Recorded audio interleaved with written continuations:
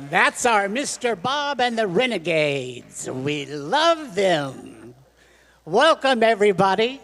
All of you who are watching on Zoom or in person or hybrid, which I thought was a car.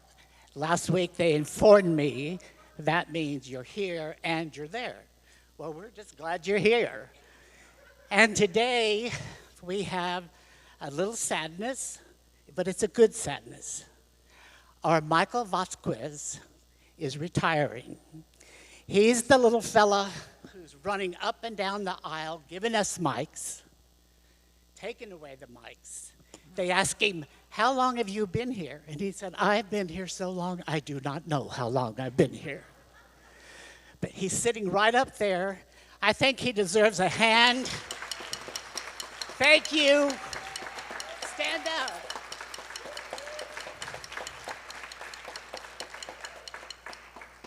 Tirelessly working. We appreciate you and we love you. And with that, please join us in our opening statement. There is only one presence and one power active in my life and in the universe. God, the good, the omnipotent. Thank you. Okay, friends, we are going to sing Come On In. This is one of our favorite songs. And you know, you folks at home, if you turn up the volume really loud, you can sing as loud as you want to, okay? Everybody stand on up and just sing your hearts out. All right.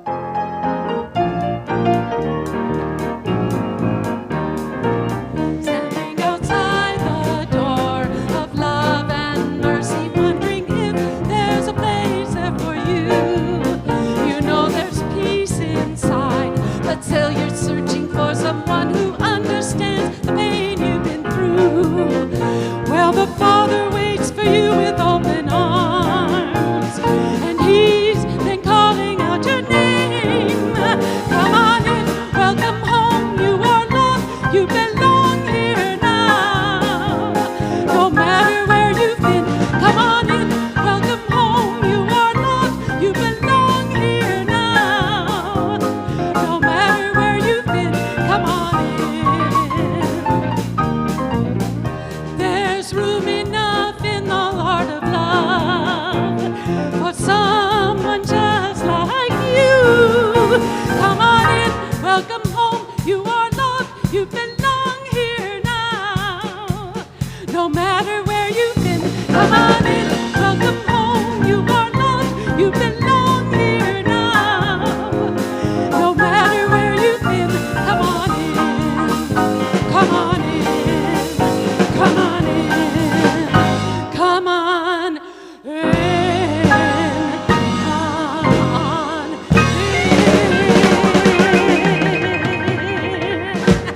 in. You're the greatest. Thank you so much. Woo, that was rousing. That was great. I loved it. It's so good to be here with you again today. See, I'm back. You're not going to be able to get rid of me. So I'm Lisa, and I'm here today as your chaplain. And I will be available for individual prayer after the service, if you'd like that. That is kind of the heart of what the chaplain ministry is about.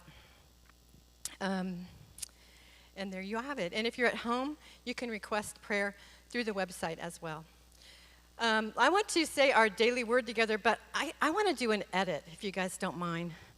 Let's say, after we say let go, let God, let's say the word as. Is that okay? Okay, so let's say it together. Let go, let God, as divine love, wisdom, and understanding, express through me. So let's take that thought into prayer, into a time of healing prayer for our community. I need a deep breath, so let's all take a deep breath together. And as we breathe deeply into our bodies, we release tension. We release anything that could be blocking us from connecting into that space where we know the truth that God is expressing as wisdom, understanding, love, strength. a powerful voice. All that God is, we are. We let go of anything that would tell us that we are just a drop, because we are a wave in that ocean of Godness that is everywhere present, never absent.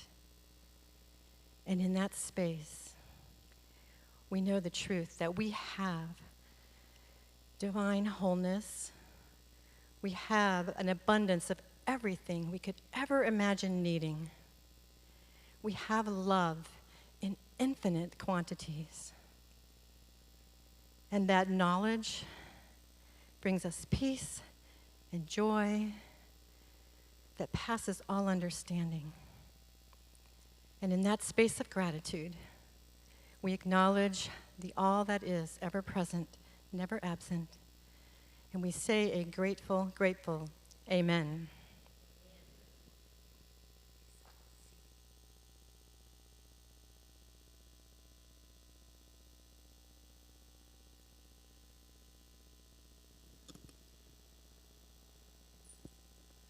We've got an afternoon planned for you. We've got 3 of our favorite people who come to church, who preach at church, who sing at church, who've traveled to be here for you today. The first is Robin Hackett.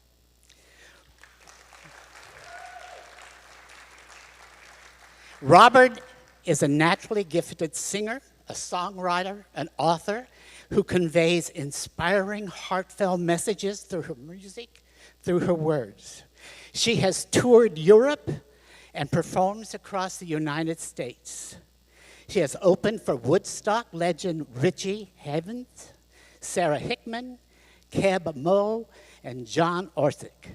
5 for fighting. Her collection, she has CDs out. We love her, we respect her, and she made this journey. Next, we have Kim Andrews.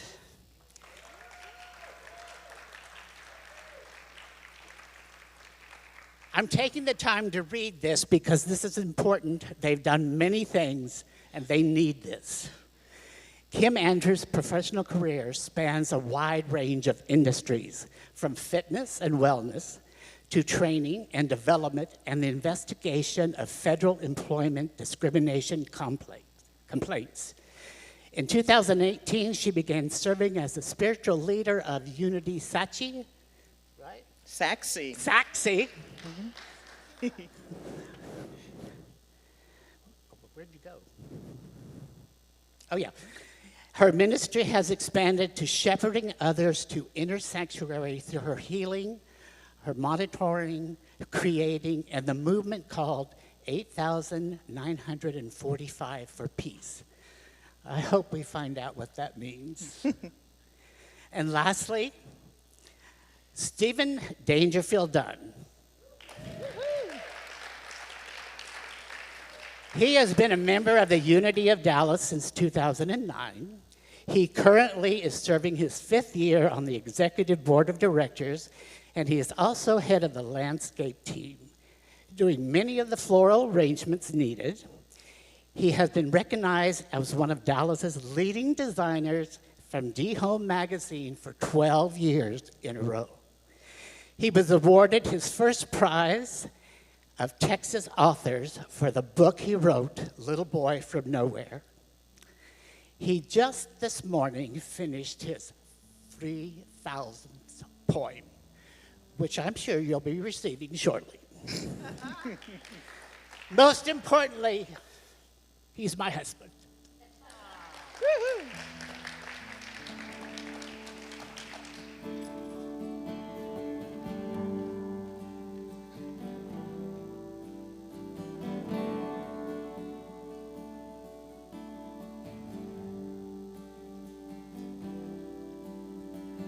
I am light, I am light, and I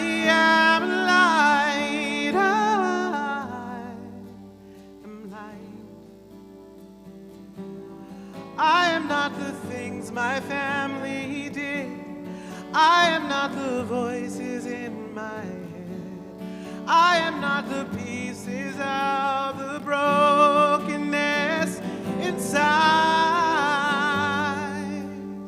I am light. I am light. And I am light.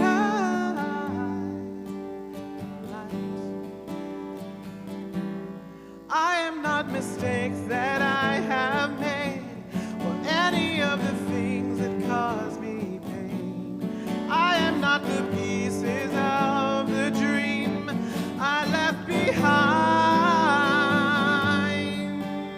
I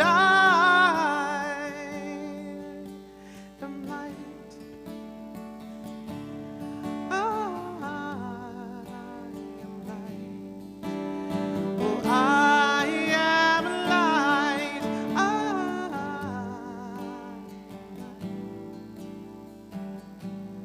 I am not the color of my eyes.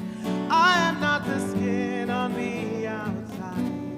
I am not my age. I'm not my race. My soul inside is all light. I am light. I am light. And I am light. I am light. I am divinity defined. I am the God on the inside. I am a star, a piece of it all. Oh, I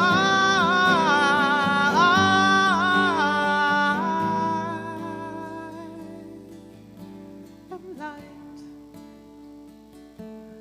I am light. And I am light. I am light. Oh.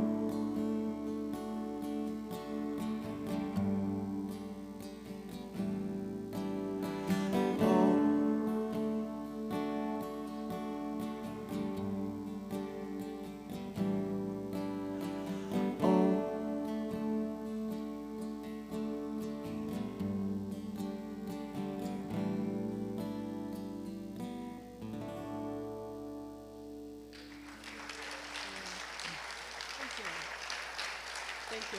Thank you. Thank you. When I was a young girl and I was attending my Catholic youth organization, which I went to all the time religiously. I grew up Catholic and I went to Catholic school. And one day, a girl asked me, a Caucasian girl asked me, when did you switch religions? And I didn't really understand what she meant by that. When did you switch religions? It took me till much later to realize she probably thought that African Americans were a certain religion, and I must have switched over to Catholicism.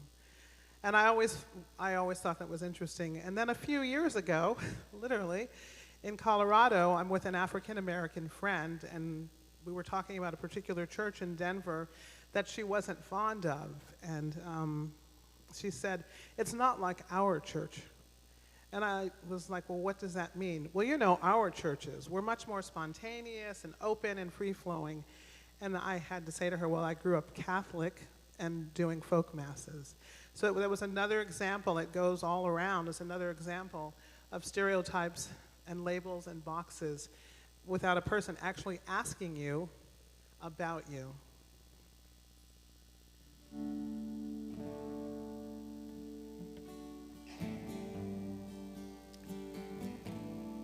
I came into this lifetime with no thoughts of being odd. The first child of my parents, made in the image of God. For 12 happy years, I got to be just like you. Just another little kid doing what little kids do. And then, as if overnight, many labels were placed upon my soul. Ones that use words of hatred, that were oh, so bitter and cold.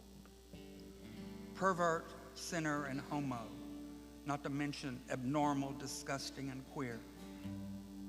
Things I never expected in those days that were now filled with so much hurt and fear.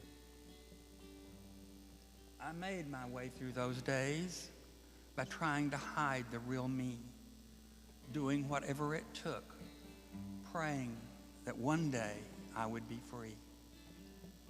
It took much of my life and some years of inner work to believe that I could remove each and every one of those labels and be who I came here to be. I've been blessed with 3 successful careers, and I'm surrounded by the most amazing friends, not to mention standing on this church stage where I've always been embraced and fit in. It is now my prayer and destiny to help others who may live in this dark place, to show them that they can be a beacon as well, with no thoughts of insecurity or disgrace.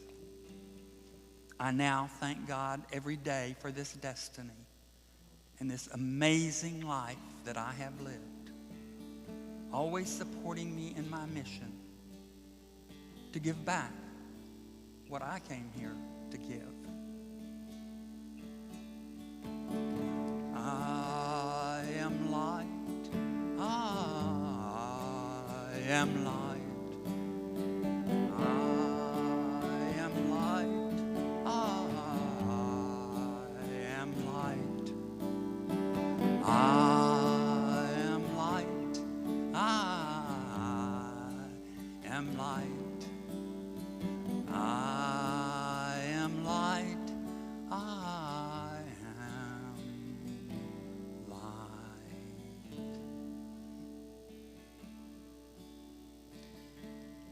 In the 1990s, I worked for a software company in Maryland, and I did technical demos and software support over the phone to clients who were all over the country.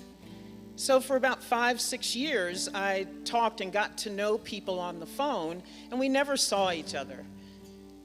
At some point, my company decided to have a users group meeting, and we invited those clients from all over the country into our office. And so because we had never seen each other before, we all had on name tags, and actually we were walking around and recognizing each other's by our voices. There's a gentleman from Florida there who I probably talked to at least every other day for several years, and he walked up to me and he looked at my name tag and he said, "Kim?" Now, the gentleman's white. He said, "Kim," but he jumped back and he said, "Oh my God, I never knew you were black." And he continued to step back. And then he said, "But you're so articulate and you're so smart. And you're the one that I always ask for when I call." And we had so much in common, like we've been talking as friends all this time. Oh my God, I didn't know. But he was so unsettled by the whole thing.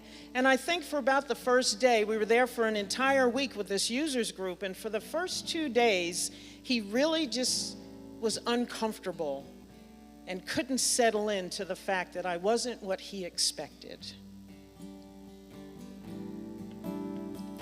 I am light. I am light. Yes, I am light. I am light. I am light. I am light.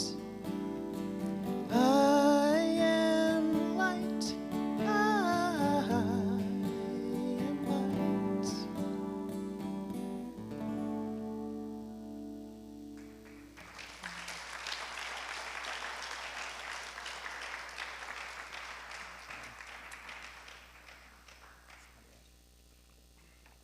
I would like to get to a place where when you see somebody who is black or brown, you don't have preconceived notions of what they're capable of or who they are.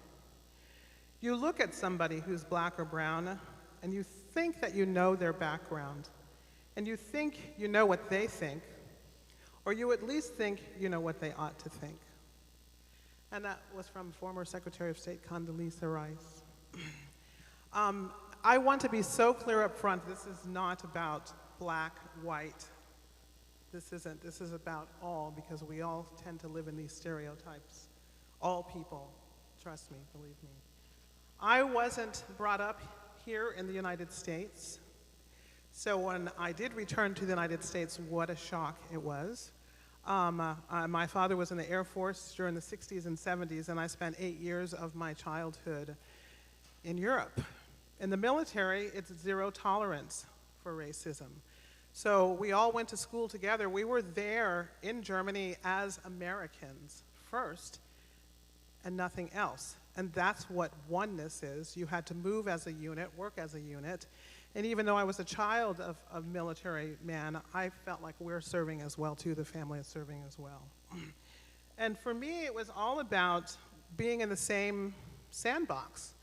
We're in the same sandbox. We're Americans serving our country. I returned to the States when I was 16, and my father was stationed at Langley Air Force Base in Hampton, Virginia, the South. The first time I had been to the South, and there were different sandboxes. I did not know that. It was totally shocking to me to experience that and to walk through that. And there were all kinds of stereotypes and labels going on that whites had against blacks and blacks towards whites and whoever. It always struck me odd, and I felt like I walked into a foreign land. Instead of coming from one, I walked into a foreign land because I couldn't get it. I couldn't get it. So in the hallways of that school, I would get bullied by some black people, some white people, and the black people would say, white girl, Oreo, because I wasn't black enough. There's labels that go with being black. And then the N-word, I never heard that word so much. And when it was slung in my direction, I'd go, wait, are you talking to me?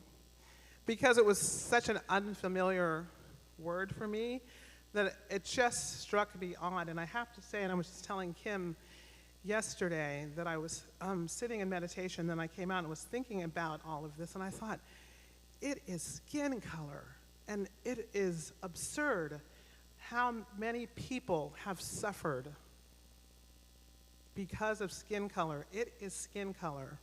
And someone long ago built a negative narrative around skin color, around gender, all kinds of different things. And so I felt, wow, that's so absurd. It feels so flimsy. It's so superficial, so superficial. So I want to tell you a story. A friend of mine that I met there in that school, who was African American, her grandmother, she grew up during the Jim Crow South. I'm over in Europe, you know, traveling around, going to Austria and France and Holland, and she's over here going through Jim Crow and segregation. And she became my best friend, and we're still friends. And she told me a story of when she was young, her grandmother bought 2 dolls for Christmas. One was black, one was white, and they were for her and for her cousin, one of her cousins who was around the same age. And my friend, my African-American friend, got the white doll, and her cousin got the black doll. And my friend, to this day, she feels shame around it, but she's since gone to therapy and really kind of healed a lot of stuff around racism. But she did share that shame that she felt. She said, ooh, I got the prettiest doll. She had the white doll. And she looked at her cousin's face, and she could tell that her cousin was disappointed that she had the black doll. So, flip across the ocean, and little 7-year-old me, I considered my life then to be what I called sunshine lollipops. Does anybody remember that song, Sunshine Lollipops? That's how I felt. I felt like I was in a divine bubble, but I had no idea what was going on over here. And I get into a community theater play. It's on the military base, and it's the story of Helen Keller. And so Helen Keller's family is from the South, It takes place in the 1880s, and I get to do this play because I've decided I was going to be an actress anyways, and here's my first part. And I play Helen Keller's playmate. So what happened is that one day after rehearsal, they said to the cast, hey, we need a doll to be baby Helen when she's in the crib, so we can just pick her up and blah, blah, blah. And I'm like, oh my gosh, I'm 7. I'm like, I'm in a play, and I'm gonna bring one of my dolls in. So I had all kinds of dolls. But there's one doll that I loved. She was black, but that's not why I loved her. I loved her because she was pretty. She had the cutest clothes. She had saddle, what are those saddle shoes we used to have back then? And she had these little white anklets, and she had the biggest brown eyes. I don't know where my parents found that doll, but I loved that doll. And I brought my doll to the rehearsal, having no idea that, well, this is a white family. We can't use this black doll. But I didn't see the world that way. I just thought they needed a doll. I had one. And lucky for this cast of white people, they didn't have to say, oh, Robin, sorry, we can't use your doll because it's black. Sorry, we can't use it, it's too tall. And it was too tall. So, so that, for me, just shows that racism, it's learned and it's conditioned. Here's my friend who grew up in Jim Crow South, and here I am across the seas, not knowing any of this. So I wasn't conditioned with it. I was not conditioned with it. And I have to say, on some level, I've been fighting that my entire life, to not be that conditioning. I don't want that conditioning. I don't want that conditioning. It's a learned behavior, and it's someone else's mental construct. I mean, all of this is a mental construct. Our lives are mental constructs that we live by. But racism, labelism, stereotypes, mental constructs that someone created so long ago.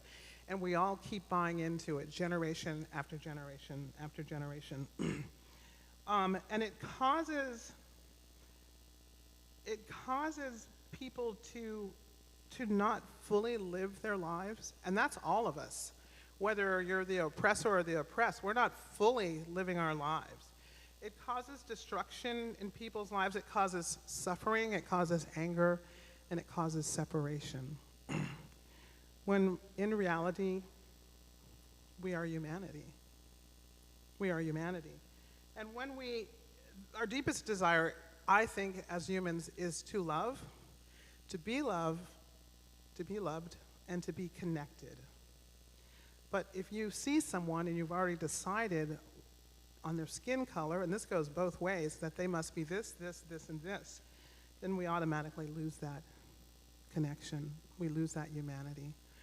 And so I think it's time that we flip that narrative and we begin to see each other as humans and not as our skin color, and decide, oh, well, I know what that person's about. Oh, well, I know what kind of music they sing. This did happen to me in Colorado, where my Caucasian friend introduced me to another Caucasian friend. She said, this is my friend Robin, and she's a singer. And the woman said, oh my gosh, I love R&B and soul. So, as you see, I don't sing R&B and soul, but anyway, my point is that we begin to recognize the humanity in each other. And when we do that, we'll feel an automatic connection. We'll feel that automatic connection and oneness. It's the truest and purest form of Christ consciousness. So what are we to do with this? We've driven this about as far in the ditch as we can. And yet it seems like every week, every month, we get it further and further into the ditch. Even in our attempts to raise each other up, some of us are advocating for one group, some for another group. And then you have another group that says, wait a minute, I've had trauma too, and you've been ignoring me, and I haven't been treated right. And so groups are vying against each other. Who do we pay attention to first? Who do we pay attention to second? What do you deserve because you've been through something, or that one's been through something? We say here in Unity that Jesus is our way shower and our brother, and yet I think we have difficulty in our day in and day out living that. and bringing it up. What I love about Jesus is every time he encountered a problem, he looked up, symbolizing going into higher consciousness, invoking that Christ consciousness that Robin mentioned, that Christ consciousness that is the ideal man, the I am in expression here on this earth. Each of us is an expression of that I am. And so we get to do like Jesus did whenever he encountered a crisis or a problem, someone who needed to be healed, a crowd of 5,000 who were hungry and needed to be fed, and he would invoke, look up, go into higher consciousness and say, I and the Father are one, and bring that power into what is happening there. Jesus always said, I am in the world, but not of it. So yes, we can be here and navigate the things of our lives, the things that we encounter that give us grief and conflict and strife and confuse us about what to do because we're down here with our heads to the ground trying to make things work our way. And it's not working. And Jesus proved that we can make miracles happen simply by coming from our divinity and shining that light into the world, letting divine wisdom, divine love, divine power, divine strength, divine understanding bring us the information we need in order to step out and take right action. Right action.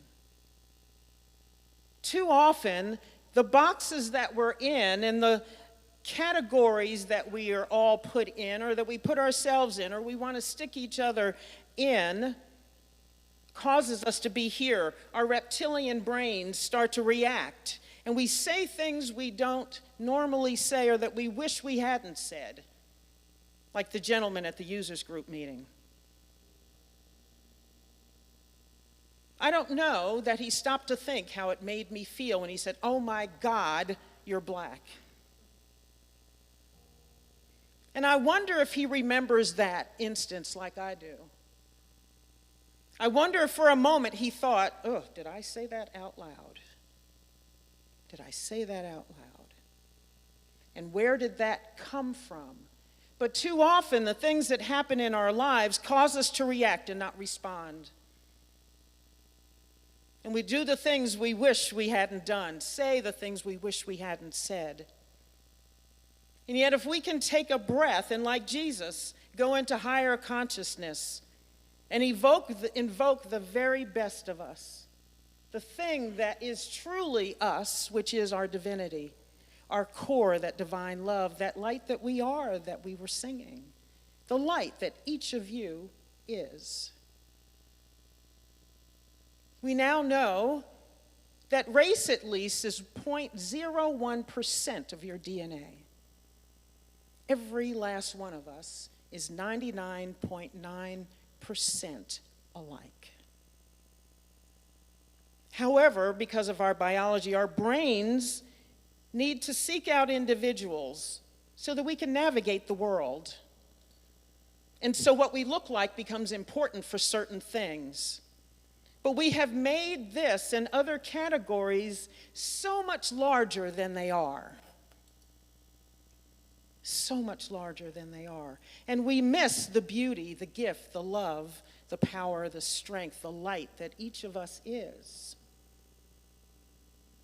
And so if we indeed believe that Jesus is way shower, that we are divine, then we use that divinity to step out into the world and do what we are called to do, to greet each other, to be with each other, to speak to each other, to find out, how does your light express in the world?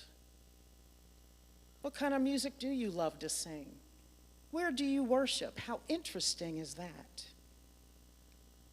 Who do you love? Oh, that's wonderful. I've met your husband. What if we were curious rather than reactive? What if we were loving instead of judgmental? What if we took a breath instead of letting shoot out of our mouths the things that are ready to shoot out of our mouths. Man, I wrestled with that for decades, and there are still some times I fail to respond. I just react. And then I think, gosh, I wish I hadn't said that. I wish I hadn't thought that. And so I think the onus is on us each day as we wake up in the morning to invoke the divinity that we are, the light that we are. Prepare ourselves for the world. Prepare ourselves for this battle that we seem to be waging every single day in this country and around the world. And bring something better. Bring that light that we are into every single engagement. Jesus did it. He hung out with people he was not supposed to be with. He rocked the boat in that respect. And we get to rock the boat with love and with light every single day. And we can be the way showers for each other. We can be the way showers for those who don't know about the innate divinity that each of us is, regardless of how we express in the world. Yes, we are light. This morning on Unity Saxy's Facebook page, this post went up. I align myself with the powers of goodness and of right action. I abide in perfect and complete faith in God as my ever-present good. I take up no arms to fight the negative. I turn joyfully and resolutely to faith, realizing that light is immune to darkness. Light is immune to darkness.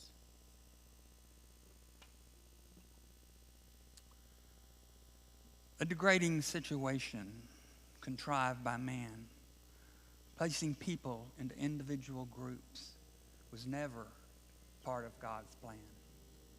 Be they Asian or African, old or young, we have felt it our duty to label each and every one. Whether they're gay or transsexual or somewhere in between, just the need to divide them is both cruel and mean. Deaf or challenged or visually impaired, the way of today's world is to place you somewhere. Muslims or Christians, Catholics or Jews, if you were forced to pick one God, would you even have a clue? Who in this crazy world ever started this silly game? Just one more insipid way to try to drive man insane. This crazy human addiction that should not have been condoned. It's simply insulting and demeaning and certifiably wrong. Red or yellow, black or white, even the choice of colors is not visually right. Labeling one another, just something that we do. And I'm still trying to decide just where to place you. Why can't we just be one? As undivided we stand. It would be our greatest achievement if we carried out God's desired plan.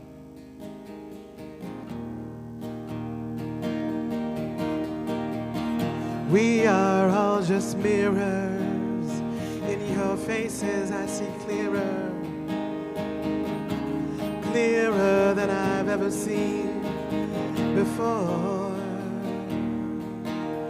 The heart is where to live from, to give all you can give from. This is what I truly know for sure. And love is what we're here for, to give and give more. Oh, love. And love is what we're here for, to give and give more.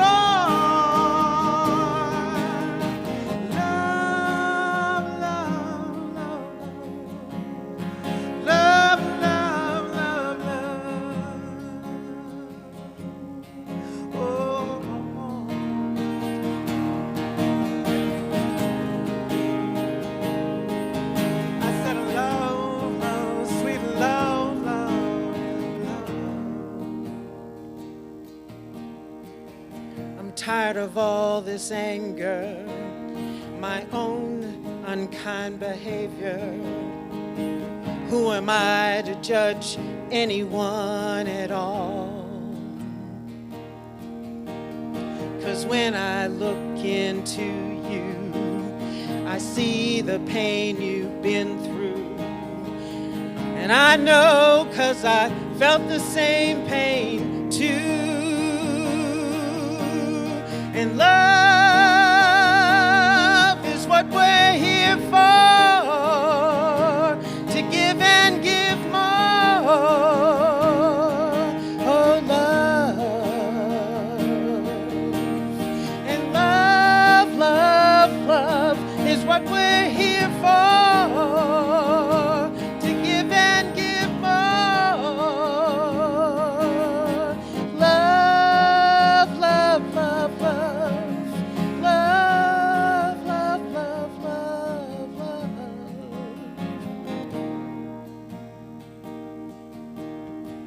I am an instrument of my peace. I am an instrument of my love. I said love, love, love. I am an instrument of my peace. I am an instrument of my love. I said love, love, love. I am an instrument of my peace. I am an instrument of my love, love, love, love. Please join us. I am an instrument of my peace. I am an instrument of my love, love, love, love. I am an instrument of my peace. I am an instrument of my love, love, love, love. I am an instrument of my peace. I am an instrument of my love, love, love, love. And I am an instrument of my peace. I am an instrument of my love. I said love, I said love, oh sweet love. And I am an instrument of my peace. I am an instrument of my love. I said love, love, love, love, love. Love is what we're here for. Yes. To give and give more, more love. Love is what we're here for. To give and give more. Love, love,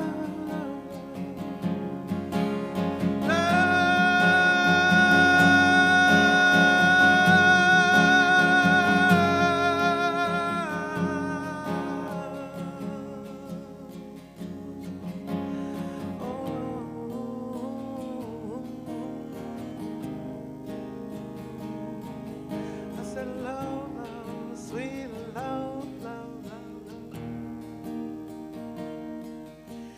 Love, love, love, love. Sweet love, love, love, love. Sweet love, love.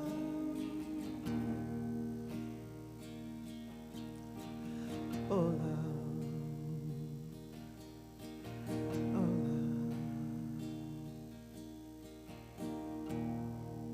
Let's take this in a meditation.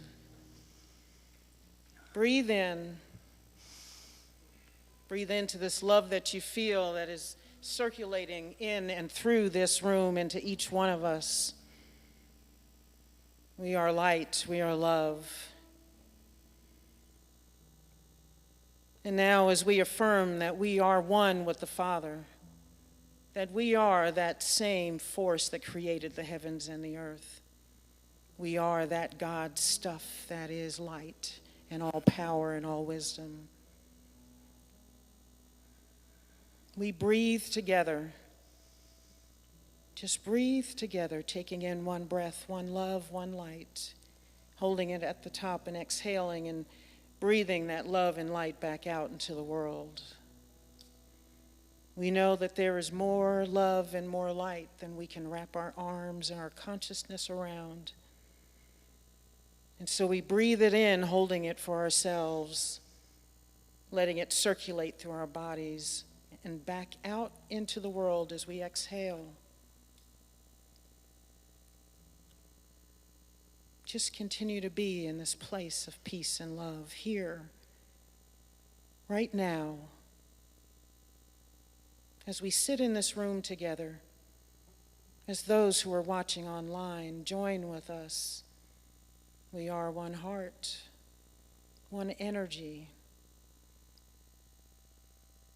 unable to be separate from each other. With the understanding, the wisdom to see that we are truly one. And like different notes on a page of sheet music, we are indeed a symphony of humanity,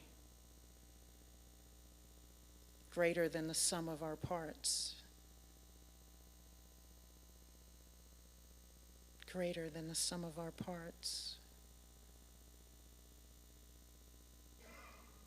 And so here in this moment, as we are feeling this love and peace and harmony in this moment, we let it sink in to our very marrow, into our bones, into our psyche.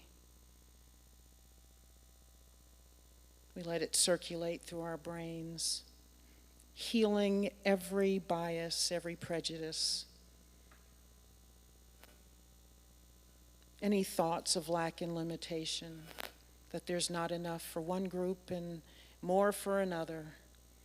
We let it all be healed by this light that is God, that is us.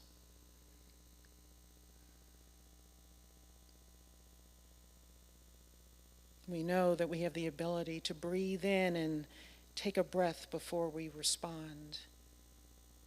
And so love in everything that we think, say, and do, with everyone that we meet, even those we see on television that may not be directly in our lives. And we send each person love and light, no matter where they are, no matter where they come from, no matter how they worship, no matter who they love.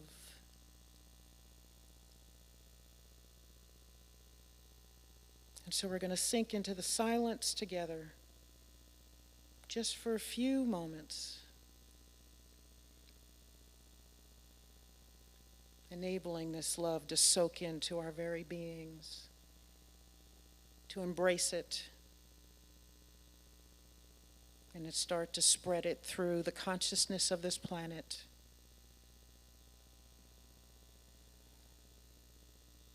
Just be.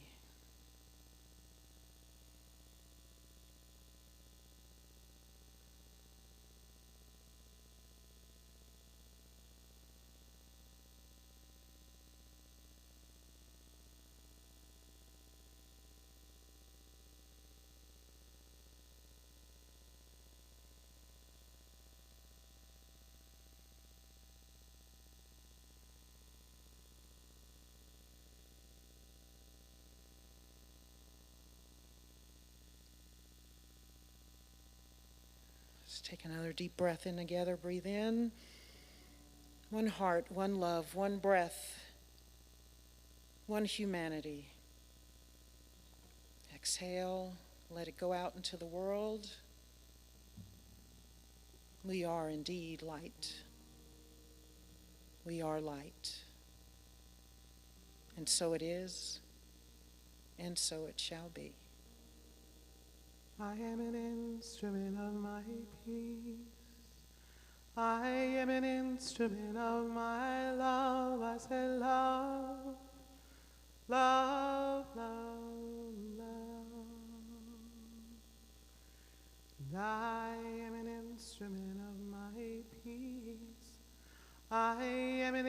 instrument of my love, I say love, love, love.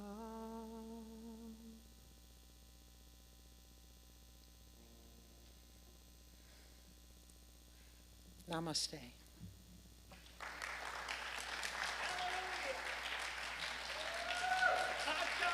Hallelujah.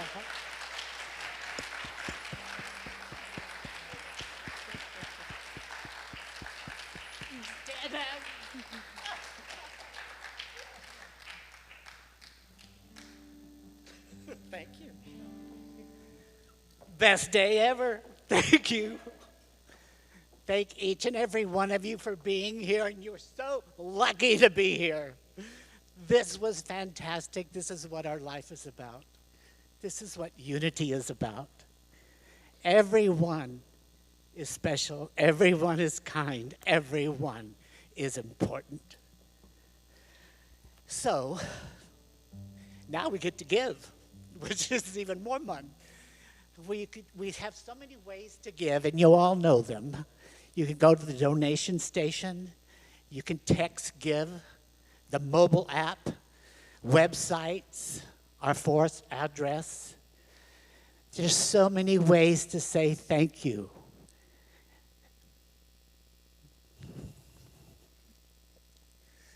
So will you join us with the offertory blessing?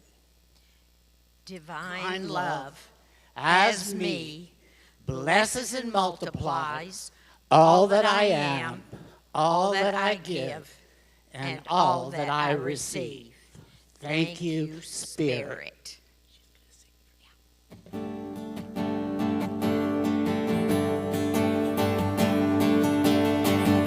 I saw the sun. I stood out in the rain and watched the eagle fly again. I heard a baby cry and walked right through the storm and felt the wind upon my face. And all the while I could not help but see the life that lives and breathes in you and me. And I'm peaceful, yeah, and I'm grateful, and I'm thankful, oh Lord. Yes, I am, and I'm hopeful, yeah, and I'm so full, and I'm thankful, oh, I am. I hugged an old oak tree, the earth beneath my feet, and saw a shooting star above.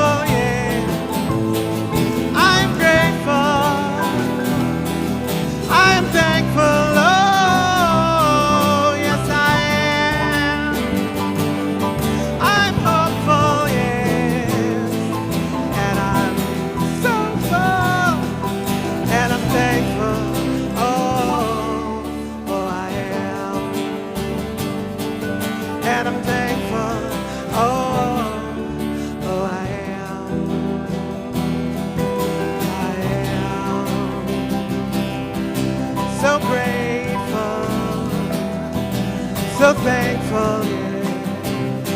Yes, I am. Yes, I am. Oh,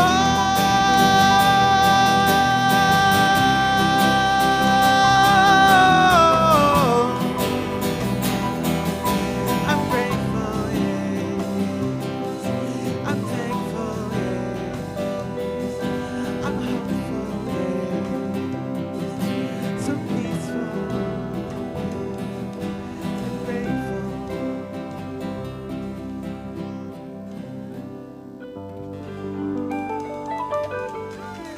Wonderful band. Thank you. Thank you all. Thank you. Thank you so much.